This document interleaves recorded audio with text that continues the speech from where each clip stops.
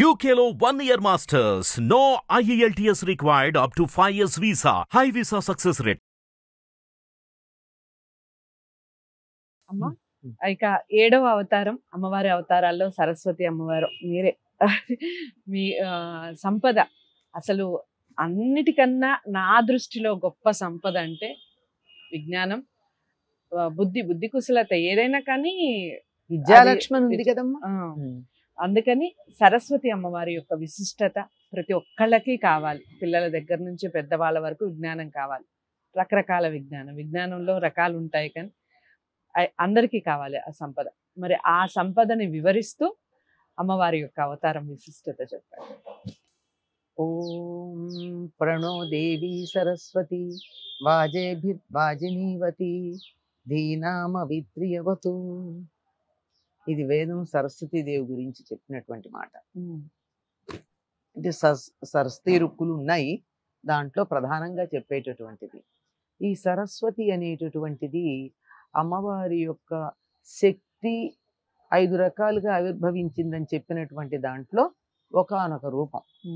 మనకి బ్రహ్మవైవర్త పురాణంలో కానీ దేవీ భాగవతంలో కానీ శక్తి ఆవిర్భావాన్ని గురించి చెప్పేటప్పుడు 5 రూపాల్లో శక్తి ఆవిర్భవించిందని, అందులో ఒకటి సరస్వతి. సరస్వతి అనే పదానికి ప్రవాహశీలమైనది అని అర్థం. ప్రవహిస్తూనే ఉంటుంది, నిరంతరం మనలో కూడా ప్రవహిస్తూ ఉంది సరస్వతి. మనం అలా ప్రవహిస్తోంది కనుకనే మనం ఇలా ఉన్నాం. గాలి పీలుస్తున్నాం, గాలి వదులుతున్నాం, అలా ప్రవహిస్తూనే ఉంది కదా. ఒకవేళ గాలి పీల్చడం ఆగిపోయినా, వదలడం ఆగిపోయినా మనిషి ఉంటాడా? మనిషి కదా, ఏ జంతువు ఉండదు, ఏ ప్రాణి ఉండదు. కనుక అలా ప్రవాహశీలమై అందరిలోనూ ఉండేటటువంటి తల్లికి సరస్వతి అని పేరు. ఆ సరస్వతి ఉన్నంతకాలమే మనం ఉంటాం. దాన్ని ఇంకా చాలా చమత్కారంగా చెప్తూ ఉంటారు మన వాళ్ళు. ఆ మాట తర్వాత చెప్తా, కానీ అలా చెప్పడానికి కారణం ముందు చెప్తా. ఏమంటే, మనం గాలి పీల్చేటప్పుడు గట్టిగా కొంచెం శబ్దం వస్తే సో అన్నది వస్తుంది. గాలి వదిలితే నిజమే సోహం. ఈ సోహం అన్న దాంట్లో హల్లులు తీసేస్తే, మనం గట్టిగా పీలిస్తేనే హల్లులు ఉంటున్నాయి. నిత్యం మామూలుగా పీలుస్తూ ఉన్నప్పుడు ఈ హల్లులేవి లేవు కదా. ఓ ఓ ఓం. ఈ ఓమే సరస్వతి. ఓమిత్యేకాక్షరం బ్రహ్మ అని చెప్తారు. ఆ బ్రహ్మ యొక్క శక్తి సరస్వతి. మళ్ళీ ఈ ఒకే ఒక్క అక్షరమే ఓం. ఈ ఓంకారం నుంచే శబ్దమయ ప్రపంచము, వాంగ్మయ ప్రపంచము వచ్చిందంటారు. శబ్దమయ ప్రపంచం అంటే అక్షరాలు, సాహిత్యం మొదలైంది. అలాగే వాంగ్మయ ప్రపంచం. వస్తుమయ ప్రపంచం అంటే ఈ సృష్టిలో మనకు కనపడే ప్రతి పదార్థానికి మూలం ఓం. దాని నుంచే వచ్చింది అని సృష్టి క్రమం గురించి చెప్పేటప్పుడు చెప్పారు. ఇందులో ఈ ఓం అనేటటువంటి సరస్వతి ఏదైతే ఉందో, ఇది స హ అనే 2 రెక్కల మీద నడుస్తోంది మనలో. అందుకే దాన్ని ఏమన్నారు? హంస అన్నారు. హంలో 0 తీసేసాం. హం హం సహ. హంస హంస హంస. ఈ హంసే అటు బ్రహ్మకి ఇటు సరస్వతికి కూడా వాహనంగా చెప్పబడింది. ఇందాక ఒక మాట అంటారని చెప్పాని, ఏమిటంటే, బాగా తత్వం తెలిసినటువంటి పెద్దలు అలా చూస్తూ చూస్తూ ప్రాణం లేకుండా అయిపోతే హంస లేచిపోయిందంటారు. అంతే కదా. అంటే సో హం లేదు అందులో, హంసో లేదు, ఇంకేముంది అక్కడ? అటువంటి సరస్వతి మనలో నిరంతరం ఉచ్ఛ్వాస నిశ్వాస రూపంలో ఉండి ఆవిడ్ని హంసవాహనగా మనం చెప్పడానికి ఉన్నటువంటి కారణం ఇది. అటువంటి ఆవిడ ఈ ఉచ్ఛ్వాస నిశ్వాసాల రూపంలో మనకి వాంగ్మయం కూడా ఇచ్చింది. మనం ఏదైనా ఒక అక్షరం ఉచ్చరించాలంటే గాలి వదులుతున్నప్పుడు ఉచ్చరిస్తాం తప్ప వేరే రకంగా ఉచ్చరించడం కదండి. గాలి వదులుతున్నప్పుడే బాగా కనపడుతుంది కనుక పా గురించి చెప్తా. పా అంటే ఎలా ఉంటుంది? లోపల నుంచి గాలి పీల్చుకుని ఇటు నుంచి గాలి వదిలితే పా కదా. అదే నోరు మూసుకుని గాలి వదిలితే శబ్దం చేస్తూ మా.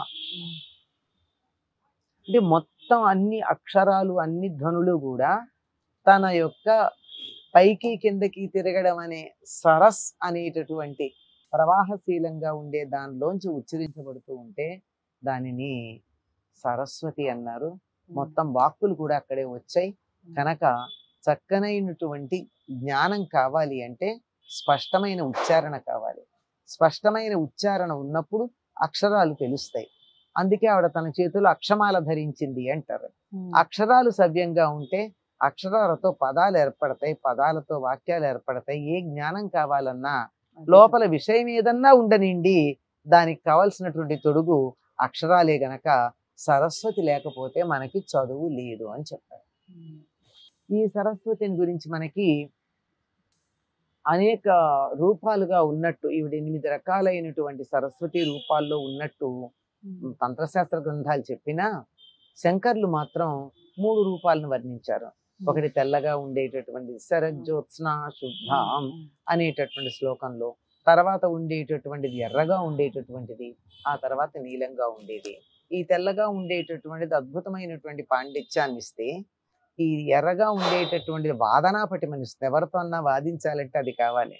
తర్వాత దాన్ని ఉపయోగించుకునేటటువంటి ఇలా ఇన్ని రకాలుగా సరస్వతి అనుగ్రహం మన మీద ఉన్నప్పుడు చక్కగా మనం తగినటువంటి కార్యక్రమాలని చేయగలుగుతాం. 5 రకాలైనటువంటి రూపాలలో శక్తి యొక్క అవతరణలో సరస్వతి ఒకటని చెప్పుకున్నాం కదా. ఈ సరస్వతి అనుగ్రహం గనక లేనట్టయితే ఏ రకమైనటువంటి పాండిత్యం గాని, సాహిత్య ప్రకర్ష గాని, వాదన పటిమ గాని ఏమీ రావు. ఆవిడ అనుగ్రహించినందువల్లే వ్యాస వాల్మీకాదులందరూ ఈనాడు మనకి పూజనీయులై ఉన్నారు సంస్కృతంలో.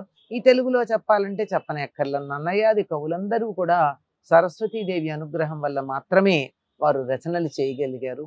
ఈనాటికి కూడా ఎవరైనా తమకి ఇంతో అంతో పాండిత్యం కావాలి అని గనక అనుకున్నట్టయితే తప్పనిసరిగా సరస్వతీదేవికి నమస్కరించవలసినటువంటి అవసరం ఉందమ్మా.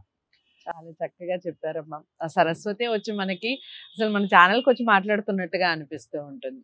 మా మాటలు ప్రతి ఒక్కటి కూడా నేను ఇంతకు ముందు కూడా చెప్పాను, మళ్ళీ చెప్తున్నాను. అక్షర సత్యం తెలుసుకొని తెలిసిన విషయాన్నే చక్కగా వివరిస్తారు. మరి మీరందరూ కూడా అమ్మవారి యొక్క అవతారంలో సరస్వతి అమ్మవారి యొక్క విశిష్టత తెలుసుకున్నారు. ఈ వీడియో ద్వారా అందరికీ తెలియచేయండి, పిల్లలకి చెప్పండి, మీరు నేర్చుకోండి. ఎంతమందికి షేర్ చేశారు అన్న విషయాన్ని కూడా కామెంట్ బాక్స్లో తెలియచేయండి. మాకు వీడియోని లైక్ చేసి షేర్ చేయండి, ఛానల్ని సబ్స్క్రైబ్ చేసుకోండి. తదుపరి అమ్మవారి రూపంతో మళ్ళీ ముందుకు వస్తాం.